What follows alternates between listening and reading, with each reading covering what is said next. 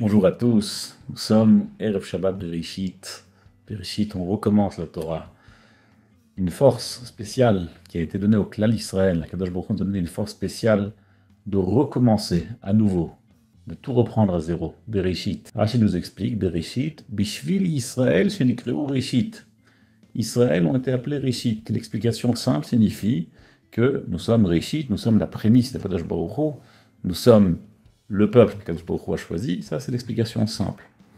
Mais selon l'explication de Reshit, Bishvil Israël shenikreu Reshit, pour nous expliquer cette force de hitrachut, de renouveau, Kadosh Baruch Hu, la définition, a donné cette définition en Klal Israël qu'on peut complètement recommencer, complètement tout reprendre à zéro, un vrai renouveau.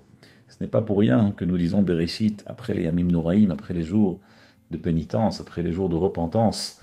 Alors on reprend tout à zéro, on recommence et on oublie tout ce qui était derrière nous. La Voudram explique que lorsqu'on termine la Torah, alors on doit recommencer immédiatement. C'est pour ça que Simchat Torah, on termine de lire Vezot Abracha, la dernière parasha de la Torah, et on recommence immédiatement Bereshit. L'explication simple, c'est pour montrer que on ne se réjouit pas d'avoir terminé la Torah, mais on se réjouit de toujours recommencer, de toujours étudier la Torah.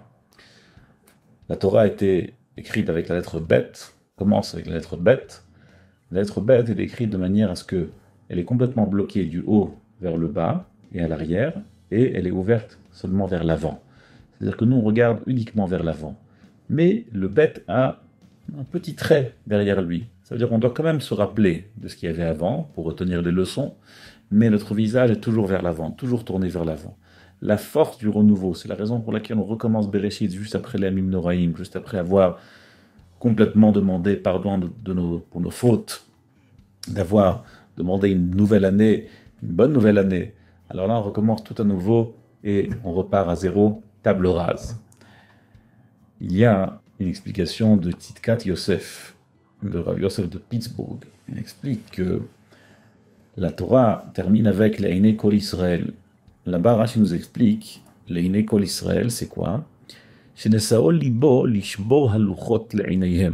Le cœur de Moshe Rabbeinu lui a donné une suggestion de casser les louchot, de casser les tables de la loi devant le Klal Israël. Et juste après, c'est avec ça qu'on termine la Torah, juste après on recommence la Torah.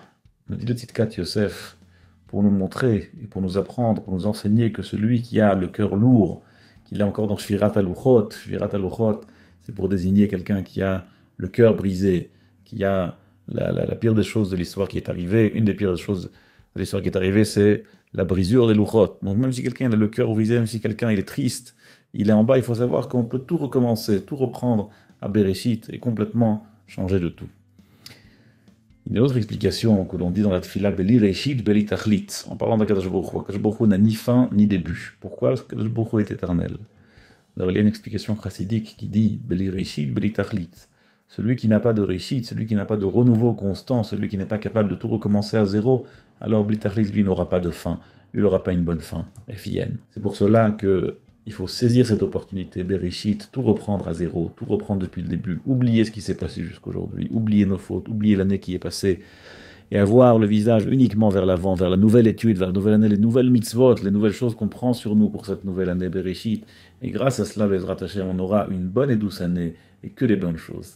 Kol Tuv et Shabbat Shalom.